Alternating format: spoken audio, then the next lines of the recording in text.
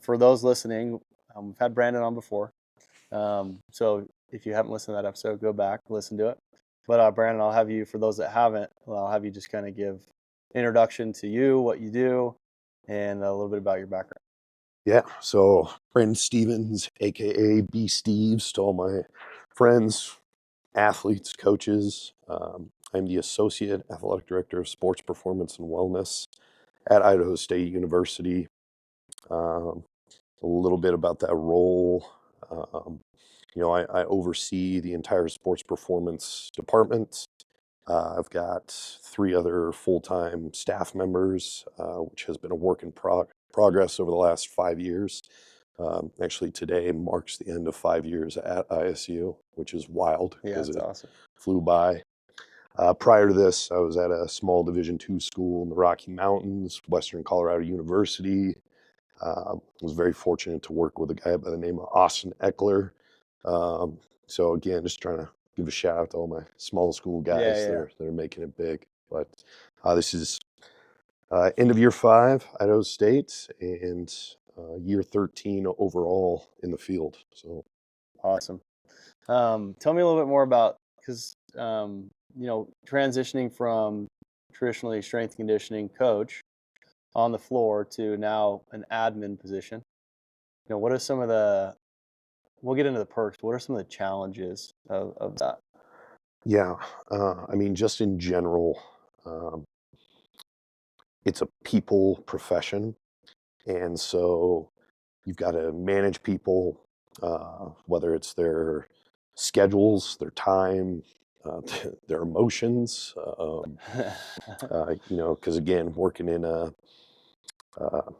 pretty fast-paced profession with it being college athletics, urgency is probably the main adjective, right? And so everything's on a I need this done yesterday type time frame.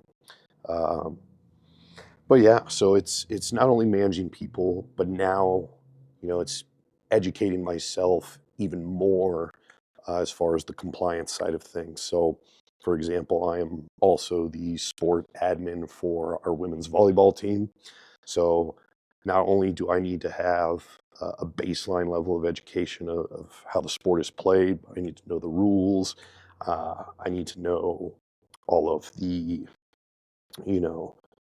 do's and do nots when it comes to recruiting, budgets, all of that sort of stuff. That way, when coaches come to me or athletes come to me, I can at least point them in the right direction. So it's not only having a background in strength and conditioning, knowing the physiology, biomechanics, all of that stuff. Now it's really diving into more of the NCAA rules and regulations and everything that falls under that umbrella. Yeah. And it also sounds like a lot of those things you just talked about, like having to learn all that different stuff. That's how the private sector is, right? So it's like you start a gym and you're like, wow, I like training people.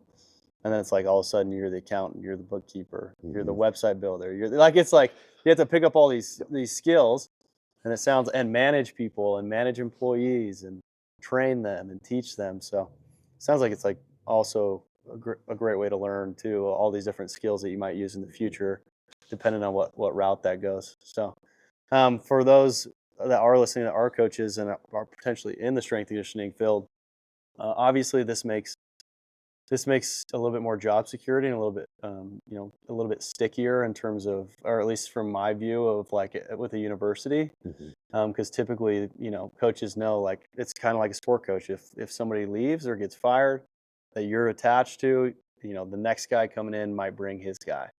So what's a couple ways that you started to feel like you developed that relationship to start getting opportunities like that up at ISU? Yeah, well, first and foremost, you got to make the big time where you're at. It's easy, especially if you're going into the collegiate sector, right, or the professional sector. It's easy to get caught up with what logos on your chest. And so just planting your feet in the ground and embracing your role, whatever that is at the moment, but just knowing that there's more you can do to enhance the role. What value can you bring? And so for me, I think I've done, a fairly decent job of building relationships, which has allowed me to get to this position over time. You do right by people, first and foremost, the athletes that you're coaching on a daily basis. You do a great job with them. Okay. Word's going to get to their coaches. Okay. You do a great job working with the coaches. Okay. Eventually, when these opportunities arise, and, your admin is chatting with all these different people you've interacted with, and like, okay, they're picking up on these. Like, okay, this guy can do a little bit more than just be a glorified meathead, Yeah. right? And honestly, that was when I first got into this. That was my primary goal, was because again, my start was in working with football. I did some position coaching on the field, but then I was helping out in the weight room. And when it got to that point where I made the full transition to strength and conditioning, my whole mindset was, okay, I've got to convince this track coach that I am a strength coach that works with football. I'm not a football coach that does strength and conditioning. Yeah. And that same mindset kind of trickled over into my different roles, which has led me to my current position now. That's awesome. And I mean, if you didn't catch that nugget, like, make the big time where you're at, right? And I think a lot of times in any space, especially college strength and conditioning, it's really easy to just chase that next one, a little bit bigger, a little bit bigger, a little bit bigger, but you might not ever end up getting that actual position that you wanted, and you're kind of stuck as you age out, right? So I think that's huge. And that's one thing I noticed about you from other strength coaches before you, is that you never really felt like they were like bought into ISU. It was like, okay, this is just a step up, and then like as soon as something, if there is an opportunity somewhere else, I'm going to take it, right? So I think that's a huge mindset towards that. My next question would be, as you've learned, got involved with the admin side, picked up all these other skills you've talked about, did that turn around and change, back on your meathead side? Did that change a little bit of how you looked at like how you ran your weight room or the type of stuff that you do? Yeah. I'd say I started kind of looking at that before I truly got into this admin role, but even even more so, where it's like, things you don't learn in a kinesiology course, right? Which you probably had to figure out in the private sector, where it's like a lot of the risk mitigation, Mm-hmm. uh, now it's like compliance, Title IX, all of that things. Okay, so how am I scheduling all this stuff? How am I balancing, okay, my duties? Because I'm still a strength coach. I don't work with all 13 teams anymore. Now it's down to two, but now my time is filled up with, okay, programming for uh, the NCAA core guarantees, which is a holistic uh, benefits model that was implemented this past August. So not only are athletes getting scholarships and other health benefits during their time at their university, but now for myself, I've got a program for financial literacy. I got a program for nutrition, strength Wow. conditioning, mental health, which is a huge piece, not only in collegiate athletics, but just Mm-hmm. in the world as we see it today. Diversity, equity, and inclusion, seeing how that fits in, especially with the governing laws in your surrounding areas, and then a few other pieces, as well as learning all the rules of, my role with being the sport admin for volleyball. So it's it's a lot, but it's also forced me to also be better at delegating, because 5 years ago it was just me for all 13 teams. Now I've got three other full times plus a GA. Now it's okay, I don't have time to do everything and hold on to the reins and, you know, steer the ship by myself. I have to be able to trust my staff and be able to be like, hey, I need you to take the reins on this so I can take my focuses elsewhere. Yeah. And that's super hard. Like, Yes. as a business owner, that's still something that's like tough for like me and Shell, is like giving tasks to other people when you feel like a lot of times you feel like you can do it the best, Yes. right? Because you're, in our setting, like we created the process, but it's like you can't do all of it. Well, to go along with that, it's like you had this vision of how you're going to build stuff up, and you're so passionate about it, you still want to hand in everything, but you realize in order for it to grow, you got to let go. Yep. And so, and it's easier said than done. Oh yeah, for sure. So when you talk about, I'm curious, like going from 13 teams down to 2, in terms of the strength initiative, have you enjoyed that? Like having or do you miss like, having a bigger pool of athletes, or do you like being able to kind of nerd out and spend more time on the athletes you do have?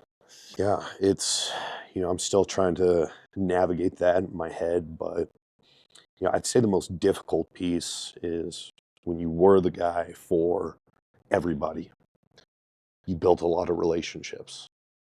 Now those relationships aren't as close with all 350 athletes that come through the weight room. Still try to make time to, interact with as many athletes as I can, even though they're not my direct sport I'm overseeing. But it has allowed me to build even deeper relationships with the few teams I am working with. And like you said, get a kind of nerd out and dive a little bit deeper into maybe some of the things I wasn't able to do because I was so spread thin across 13 sports. Being able to get a little bit more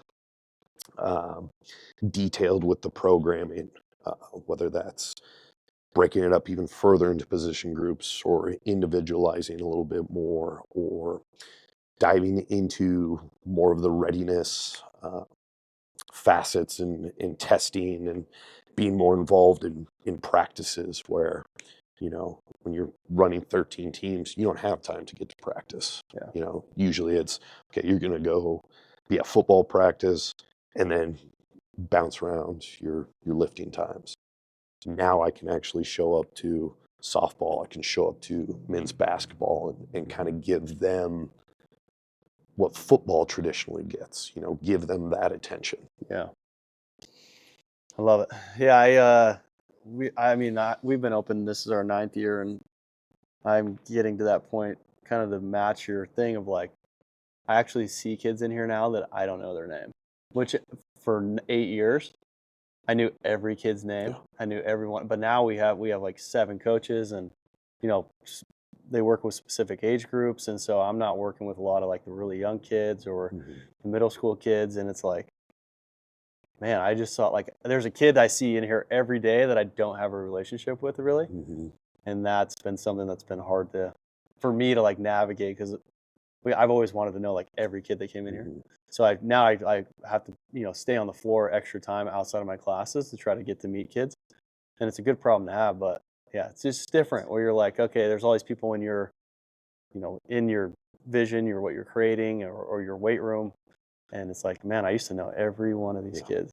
Like, yeah, tough because you're more in a position of like a CEO. Yeah, where it's like they know you, but you don't necessarily know them. And you and I fairly similar, where we love that relationship piece, and that's what's got us to this point. And to not have that one-on-one relationship as close as it was when we first started, it's almost like, am I doing the right thing? Yeah, and can I help these kids? Like, because it's like, man, what about if that kid like, I could have said the right thing to that kid that like, it's just crazy what kind of impact you can make on people when you have the right relationship with them. Yeah. Especially the youth, like, man, they've got, you can really change trajectory of youth with the right conversations and the right mindset with them.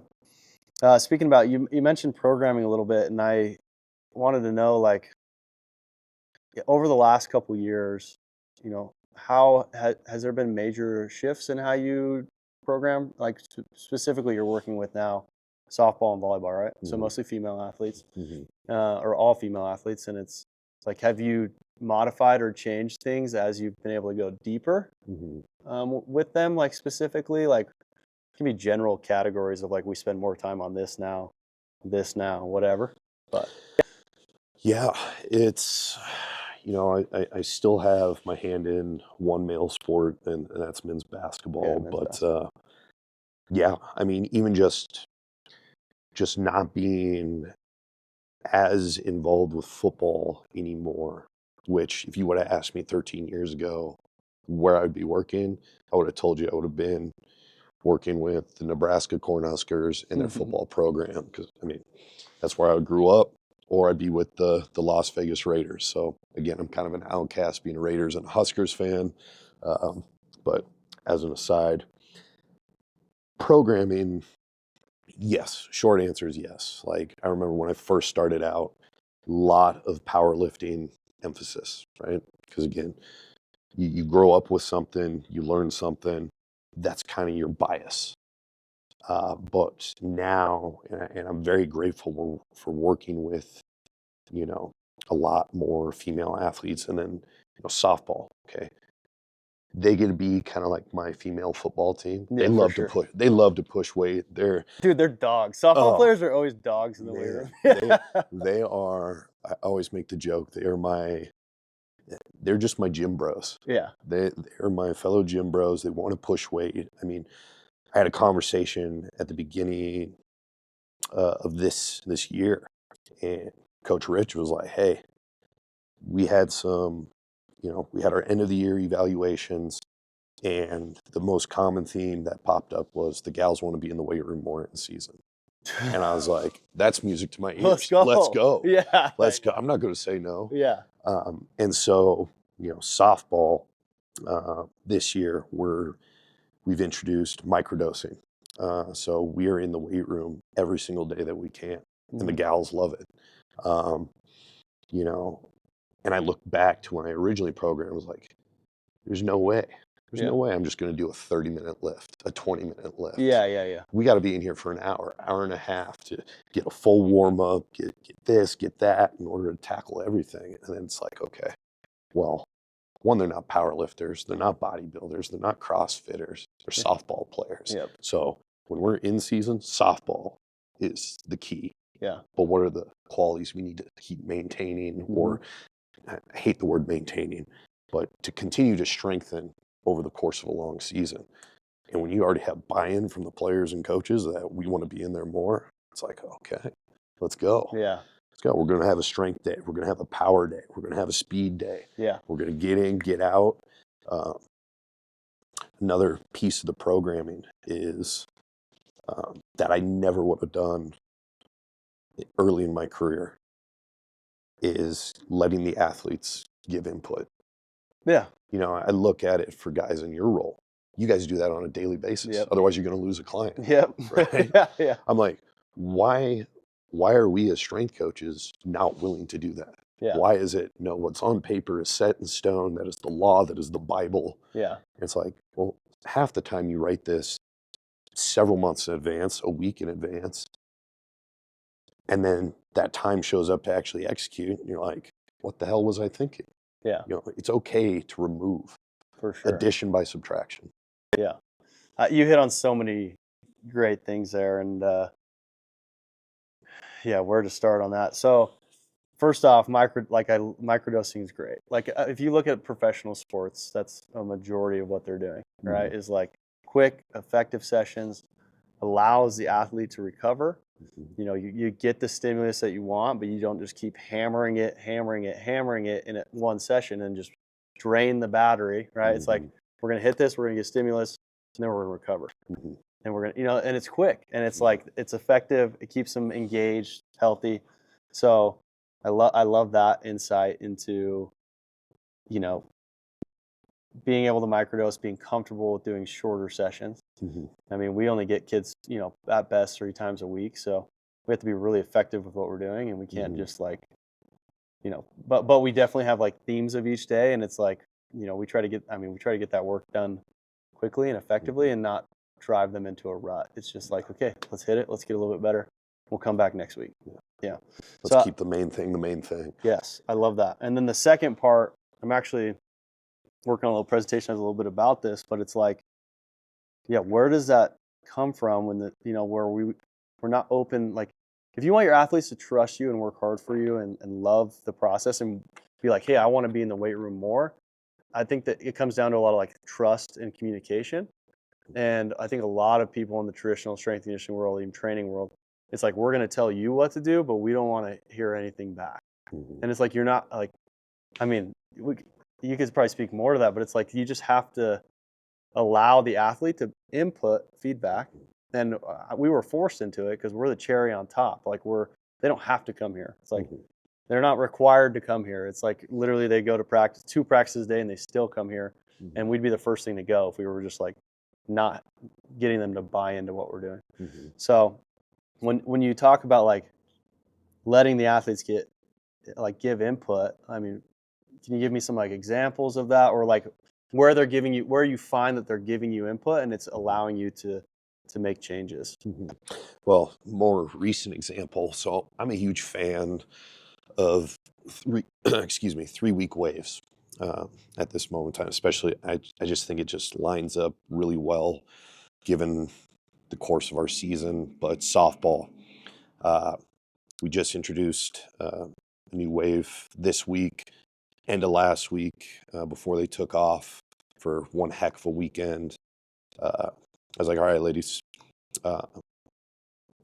we are still going to, push it on these squat patterns.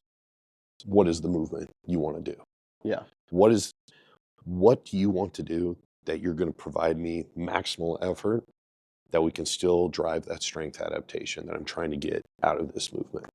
So one wave, they're like, I want back squats. I was like, okay, we're going to get that. This last wave, okay, a little bit more rear foot elevated split squats. Yeah. I wanted to work that single leg strength. I was like, sweet, all for it. You want to do arguably the worst lift in the world? Yeah. That's the most beneficial for you. Yeah. Right. And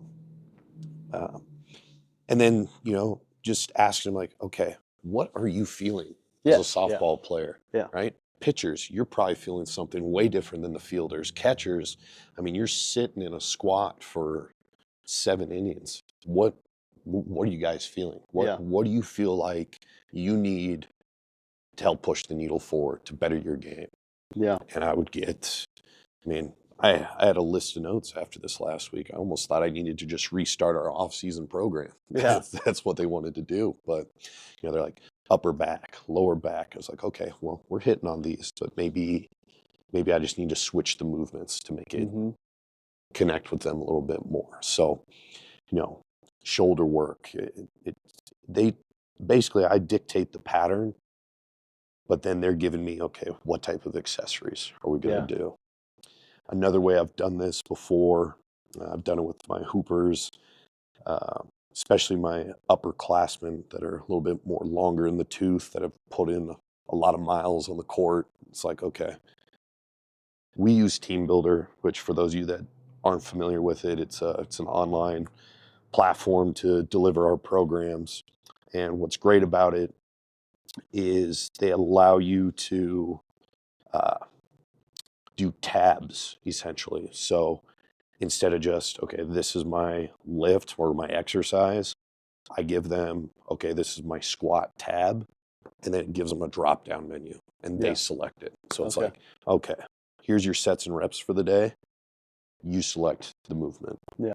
Especially as we get towards the end of the season, because it's like, again, I have an idea of how you feel based on conversations with coaches, the athletes that I can trust their word, usually the captains and those that bust their tail in the weight room.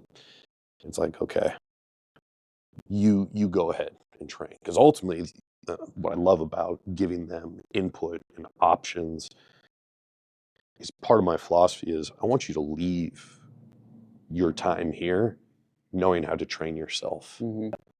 It's awesome to get athletes reaching back out to me like, Coach, can you put me on a program? Could you write me up something for X, Y, and Z? I want them to be able to leave here and be like, I don't need B. Steves anymore. Yeah.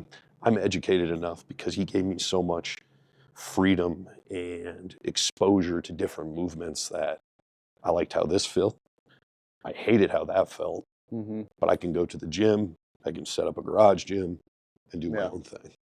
That's huge. I mean, that aligns a lot with what we want here is like, you know, these high school kids, you know, if they don't go play a college sport, it's like we want them to just love the process and understand how to do it to where they can take care of themselves the rest of their life. That's arguably more impactful than anything they're going to do at a collegiate level or the odds that they go to a pro, right? Yeah. So I love that. It's basically like I'm giving, you know, I know what's, you know, with my education, I know what's important in terms of movement patterns. I'm giving you a somewhat of a template, or I'm guiding you, but it's like, you know, take some ownership of the process, choose what makes you feel better and where you feel like you can push yourself. And then, like I said, ownership of the process, which will bring athletes confidence, right? And they're like, if they're getting to choose some of that, I feel like, you know, stepping into the field, stepping into practice, they can't blame it on B Steve's. It's like, you know, I chose this movement. Like, it's like, it just gives them a little bit of ownership and then also accountability to like what they're doing and finding the things that work best for them, but also, you know, taking ownership of like, man, I should have chose this movement instead of this movement. Like just feedback throughout the weeks of like, what's better, right? What's better for me. So I love that. I think that's huge. And I don't think a lot of people do that. I don't think a lot of people have the trust or relationship with their athletes to do that, or they're just the ego part of it of like, no, I did all this, and I know what to do. And it's like, man, I like the idea of teaching them what to do, number one. And number two, it's like, you know, we didn't play college football, basketball, softball, like all those at once, right? We don't actually really know what it's like to be on the field. And then that's going to change extremely based on the program you're in, the coach you're working with, their mentality, well, you know, what they're trying to push with you or whatever. So it's like, yeah, all those variables can kind of be addressed by the way that you're doing it.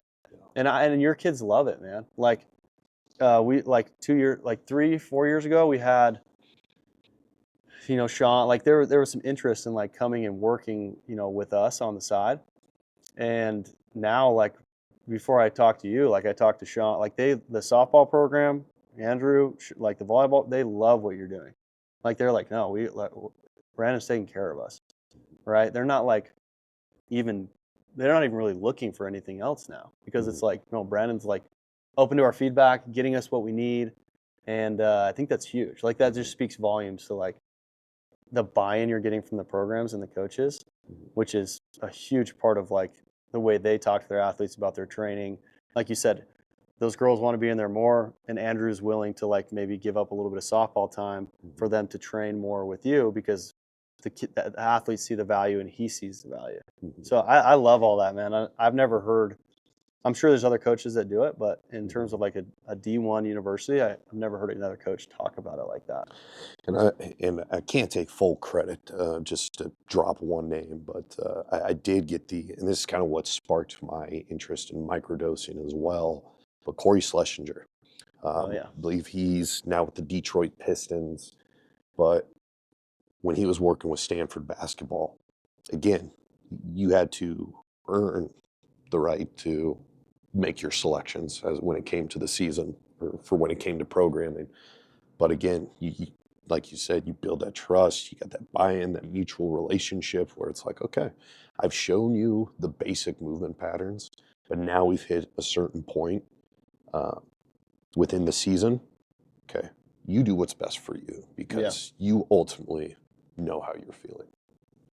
And it also ties in with a methodology of training that I've been interested in. Christian Thibodeau, for those of you that have never heard the name, he's one of my go-tos when it comes to, you know, just programming. He's out of Canada, but he's got this concept called neurotyping, which is, you know, by giving these athletes, you know, some input and some options, it's a very simplified way of doing neurotyping. Look it up. I won't go into the nitty-gritty on it, but it's definitely an interest of mine, and it's what's kind of sparked this freedom with the athletes. Yeah, I love that. Cool. That gives some people some rabbit holes to go down to. So we kind of touched on it. I asked you a question before we came on about, things you could rant about, and we've already kind of touched on the dogmatic approaches to strength and conditioning. So we can obviously, if you have anything to add to kind of what you shared already in terms of, you even said I could compare this to religion, right?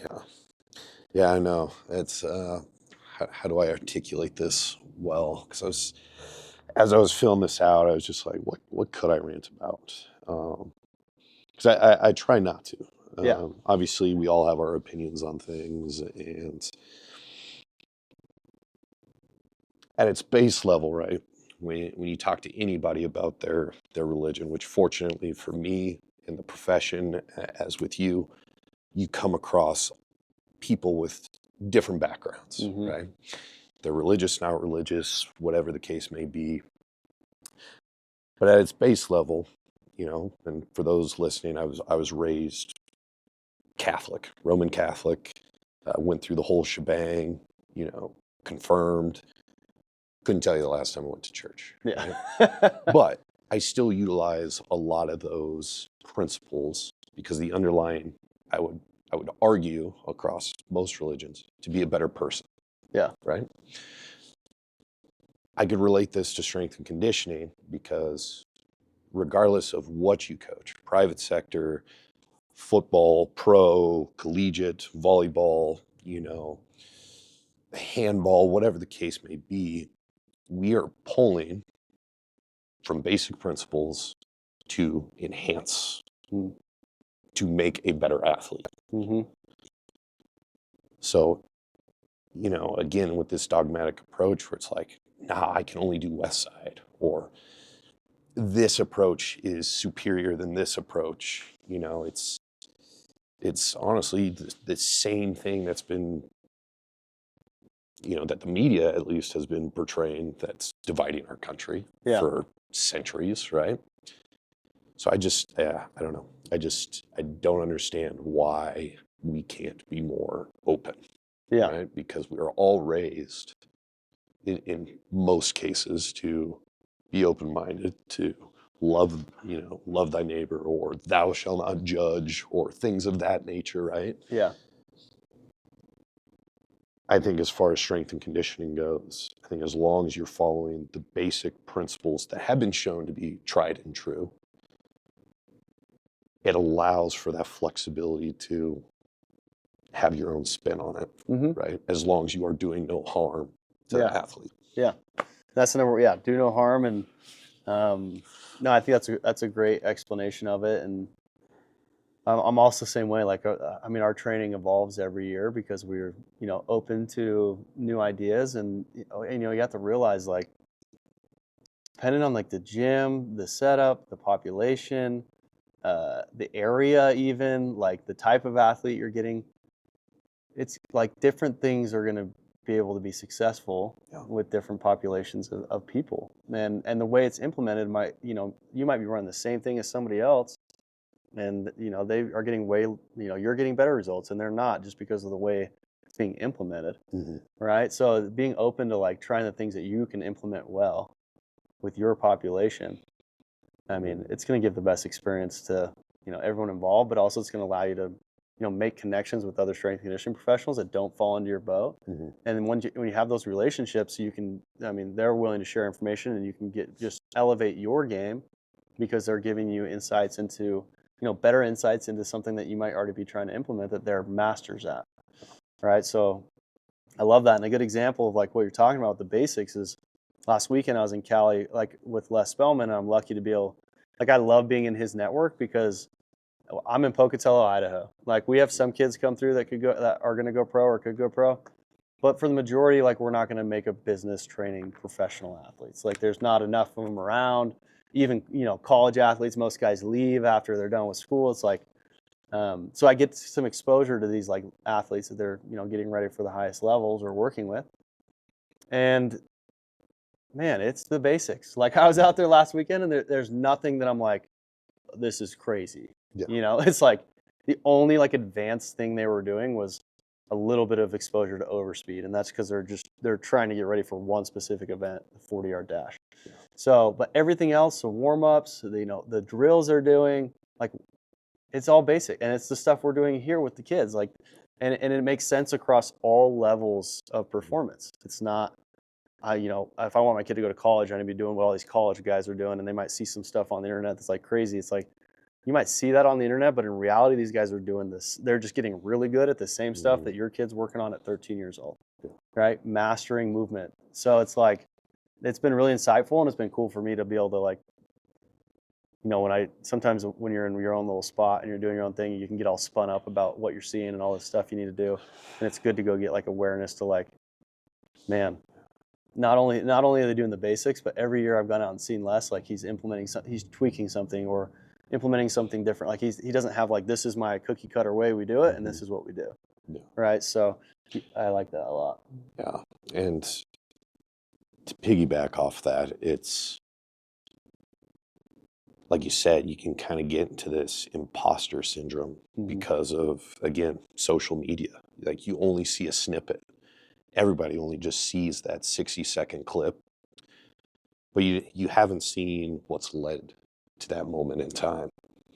And then for us, where like you see all this, quote unquote crazy stuff for advanced style of training, and you're just like, then you go to Les Spellman and you see the beauty and the simplistic programming style of his, where it's not, way over the top. It's comforting because you're like, okay, what I'm doing falls in line with what these sought after professionals are doing. Yeah. These big name guys and gals that are killing it in the profession, but what you're doing falls in line. It's very similar. So it's like, okay, I can sleep at night knowing that I don't have to reinvent the wheel. Yeah. Or I don't have to do this style of training I don't necessarily believe in or make sense for my population at this time. Yeah.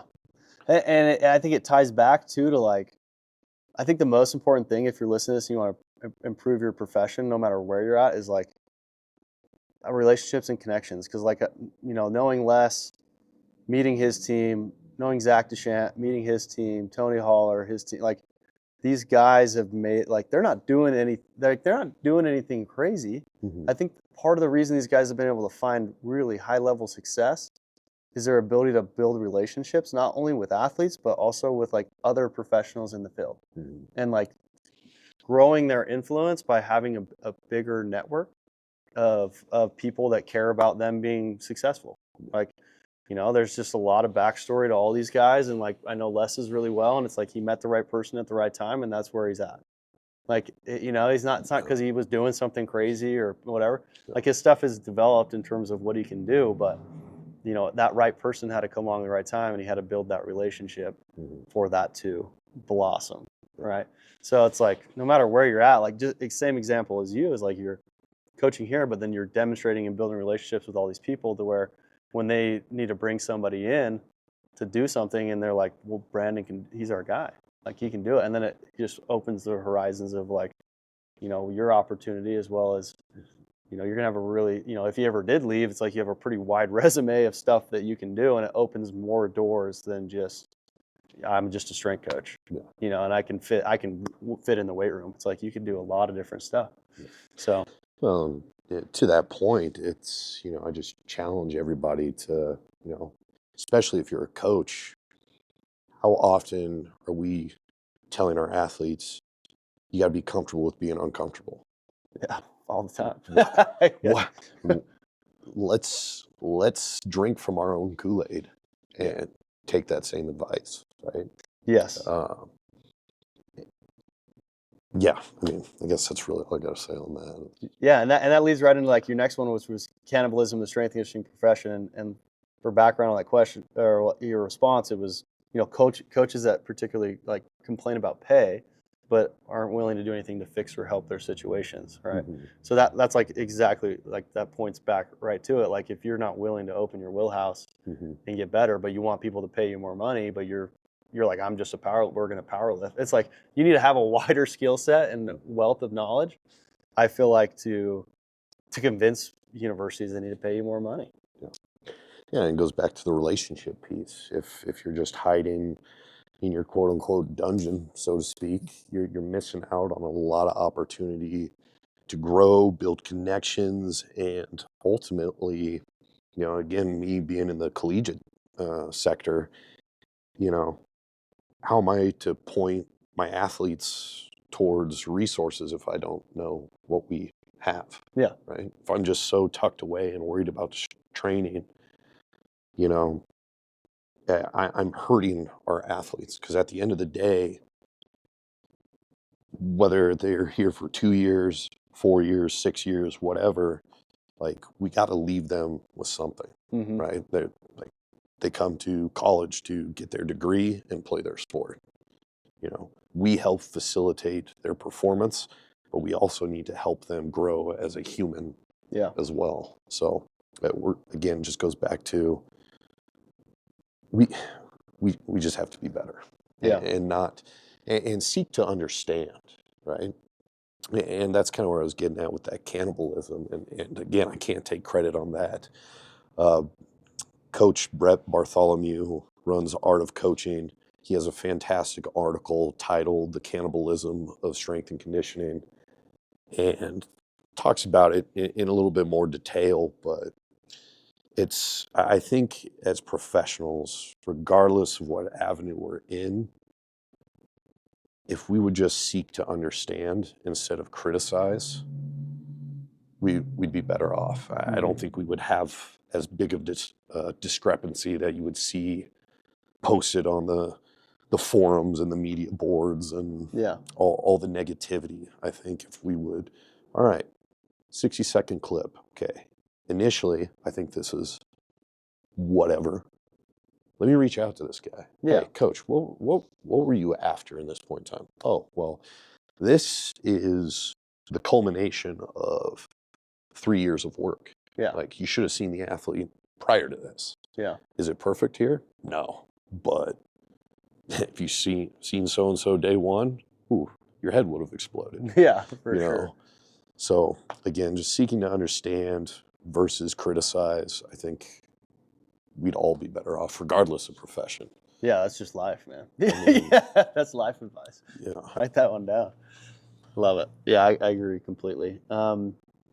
So for those listening, Handstand Athletics Radio is here to help athletes, coaches, parents succeed, and we have a lot of parents that listen to it as well. With that in mind, what do you think would be the most beneficial for them to focus on, or actionable information that from your perspective and your experience should be something that parents are watching out for, or athletes are watching out for? Yeah, I mean, don't get caught up in the sexy. And what I mean by that is the Instagram, the Twitter. I mean, there's great stuff being posted by professionals like Darren and others, regardless whether they're personal trainers, collegiate strength coaches, professional strength coaches. There's a lot of great stuff out there. There's also a lot of stuff that could be easy to get overwhelmed and be like, well, my kid doesn't do this, my athlete doesn't do this. It's like, well, don't compare your chapter 1 to somebody else's chapter 20. Yeah. Or vice versa, right? Don't get caught up in that. Seek simplicity first, especially if you're first starting out. You don't have to do the NFL moves and the NBA workouts. Find someone that teaches the basics, like a Darren Hansen, right? Or whatever coach that is similar to that in your area. Just, don't get caught up in the sexy. Is what I'd say. Yeah, because it can get we have parents in Pocatello, Idaho, that come in here and their kids in 6th grade and they're think they're going to be a pro athlete. Yeah. It's because of what they see or how they move at that time, and it's it is such a long journey of development, and they don't need to be doing what they see an NFL running back doing. You're 5'6", 6th grader.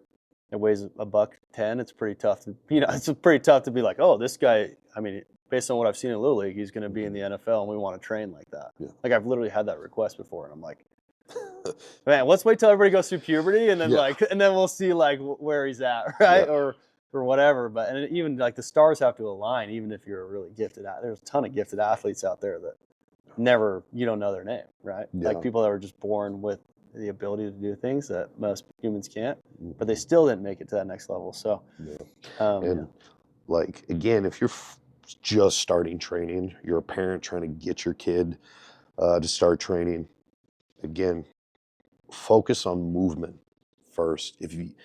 Especially if they're young, like you said, long-term development, it's lost. It's we were talking about this before the show with the collegiate athletes. It's with the portal. We don't know what their background is, and then we're going to get them for maybe a year, maybe 4 years. We don't know. So that long-term development kind of goes out the window. But what's nice, if you're not a collegiate athlete, use the time you have to develop those movement skills as efficiently as possible. So that way, by the time you are in an opportunity to take it to the next level, you're set up for more success. Your ceiling is going to be that much higher. Yeah. Instead of, trying to do West Side at 13 years old. Yeah, for sure. Though there are some freakish 13-year-olds. Yeah, there are. There Yeah. are. It's just tough to be like, you don't know where trajectory changes, right? Like you might be a freak at 13 because you hit puberty a little bit earlier. And then it's like, 3 or 4 years, everybody's kind of caught up. So, and that actually, my mind just went to, you could have a really good insight into, we have a lot of kids that come in that have dreams of playing college. Saying that you're having more exposure to the recruiting process and the rules behind it and whatnot, right? So we've got a lot of athletes that are trying to do, they feel like they have to play every club sport all the time, their high school sport. I mean, I've got kids, for example, right now starting track that are doing club soccer and club basketball. Like, can you speak to, like, in my opinion, if your athlete's good enough, I mean, go to some planned out tournaments, but I feel like they're going to find you. Like if you're good enough to play at the next level, let's say you go out, you play a couple tournaments as a sophomore, junior, senior, you've kind of picked your sport. I mean, I feel like that would be sufficient enough for people to find you. Yeah. I mean, do you feel like that they need to be going at 13, 14, 15, they need to be going to every tournament for every sport all the time to get seen? I honestly don't think so. Just again, it's personal opinion. Unless you're a junior and senior in high school, I mean, I would argue until you get to high school, don't specify because you're hurting your athletic development. For sure. I got to be cautious because I don't want to steer anybody away because, I work with coaches that, we put on summer camps all the time. It's a huge fundraising thing for our coaches, which helps, provide our athletes with more resources and opportunities. But I mean, you also don't want to burn these kids out. Yeah. Right? You gotta remember they're kids. For sure. Like until they hit 18, and even when they do, like they are still young. Like I couldn't tell you how many athletes we've had that, they get through their first year of college, and college is hard in itself. But if all you've done is run yourself into the ground from 13 to 18, you're not going to want to play. Yeah. And plus, by the time you get to college, you barely have time for that social life. Like, especially if you're committed to being the best at your position in your sport. So take advantage of that while you're younger. Do some sound training. Play as many sports as you can. But do you have to go and fork out money for all these showcases and spotlights and things like that? No. By the time you're a junior and senior, you might need to put together some digital material to get your name out there a little bit more, because honestly, the portal has definitely hurt our high school athletes. Yes. Because I couldn't tell you what the numbers are in the portal right now, but your son and daughter are now competing against everybody that's in that portal. Yep. So yeah, there's going to be a time where you're going to have to quote unquote sell yourself, but it doesn't have to be at 13, 14. Yeah. Like, yeah, I feel like sometimes like these kids are literally playing more games than professionals. And I'm like, also you could, I mean, in my perspective, it's like you could back off if you really, okay, this is a sport I want to get a lot better at.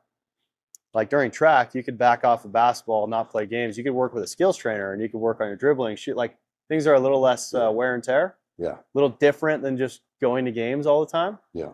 I think kids are playing enough games to be good at games, right? Yes. It's like in terms of like good at going to a game and playing. I think there's a lot of just skill, the basics, just like the weight room, the basics that can be mastered in sport that would potentially get them farther, and also take a little bit of load off of the athlete. Yes. Right. And I also like, I think like, for example, in my mind, like the stuff they're doing at the university, that's not really an issue. Like they're doing like 1 or 2 a year. Yeah. Right. I got kids that go play basketball almost all year round. Yeah. Every weekend, and it's not only is it a huge financial investment, but it also pulls away from all the other aspects of development that are really important, like what we do, strength and conditioning, speed development, movement pattern development, like getting them out of just the same movements that they do on the court. Yeah. The ability, time to go and actually work with someone on, because when you have a big group, a team, and you're just playing games, they're not like how many of them are spending time working on their dribbling and their fundamentals and their shooting and their passing. And it's like, yeah, I think there's a lot more efficient ways to do a lot of that. And I just don't think games are the answer. Yeah. Like more games is not the answer to getting recruited. It's like better games, right? Like getting better at your sport and then being very successful in the games you do. It's quality over quantity. Yes. Is what it is. And I want to say within the last couple of weeks, I actually saw a clip on Instagram of, there's a couple of interviews with, NBA coaches and top level collegiate coaches, and they were asking, well, what's changed with the game? It's like, well, fundamentals are gone. Yeah. Like we like you said, we know how to play games. We play a lot of them, but we don't know how to dribble or pass or shooting mechanics. Yeah.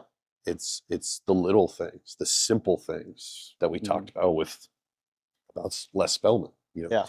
Let's do the simple things savagely well, which again, that is not mine. Can't take credit for that saying.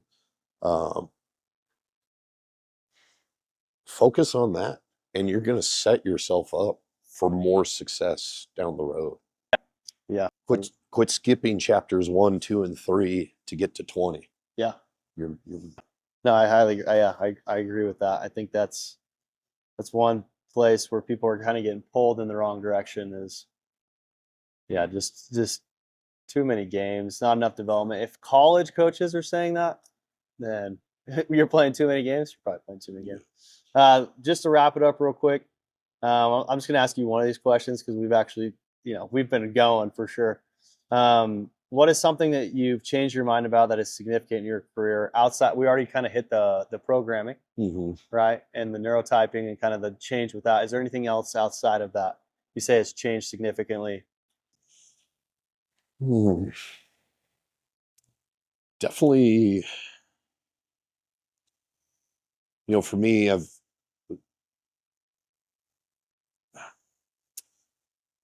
read. I'm not, I can definitely be a little bit better with the consistency, but a lot of the things I read, have been, for lack of a better word, self-help from, I guess I want to say, prioritizing. And what I mean by that is it's easy for like you and I and many of those that are listening, we are passionate about what we do.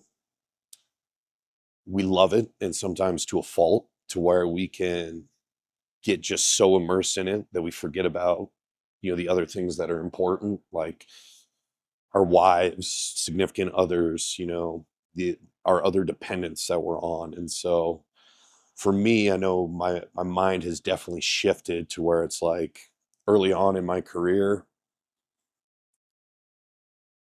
I probably would have been trying to pursue that next level, whatever that is, Power 5, professional, what have you.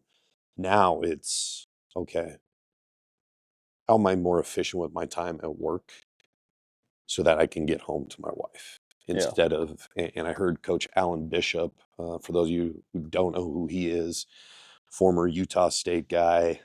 He's a strength coach down for Houston men's basketball. And he had a quote on Twitter that hit me pretty hard, and it was, "Are you giving them the best of you or the rest of you?" Yep. And I think oftentimes as professionals, regardless of profession, we get so caught up in giving our best to whatever that logo is on our chest or the name across our chest that sometimes we forget that, the people we said I do to, actually committed to, sometimes get put on the back burner. And it's not intentionally, it's just we get so caught up and passionate that sometimes we blur the lines of what is important. And if, again, as coaches, we want to provide a sound example for our young men, women that we're working with, we kind of have to be that example, right? And show them that, like, there's more to life than just athletics. Like, set those boundaries, which I am terrible at. Yeah. Trying to get better to where it's like, okay, I don't need to be in the office for 12 hours. Yeah. That email can wait. And we hear it often from a lot of successful folks that, like, just be efficient with the time you have. And again, it just goes back to what we talked about with playing all these games as a kid, the quantity versus quality. It's like, okay, putting quality hours at your place of work. And some of us, again, the logistics don't allow us to maybe cut back the hours. It's just the way our situation is. But do your best to, take a step back and realize what actually is important. And so that's definitely where my mindset has shifted over the last couple of years, is, try to be a better husband, and just try and be present, because it's easy. I could, like, I don't need a whole lot of external things to keep me entertained. I could go down a tutorial by Adam Virgil, who's a sports scientist guru, and be working on some Google Sheets. But to my wife, that's work. Yeah. Anything sports performance related is work, even if it's not necessarily something I'm doing for the team. It's just viewed as work. And so it's just, for me, just trying to be better outside of, not be a better professional. Let me phrase it this way: not be a better professional coach, but be a professional husband. Yeah, I love that. I've been working on that. I mean, I got married back in July, so it's been, I spent 10 years just working to build this, and long days, long hours, but now you have to find that balance, right? Because now you have someone that you have responsibilities there too. Yeah. So I love that. I will make sure to link anywhere you can connect with Brandon, check out what he's doing, and in the show notes. And appreciate you coming on today. Yeah, appreciate you having me. It's always fun. Oh yeah.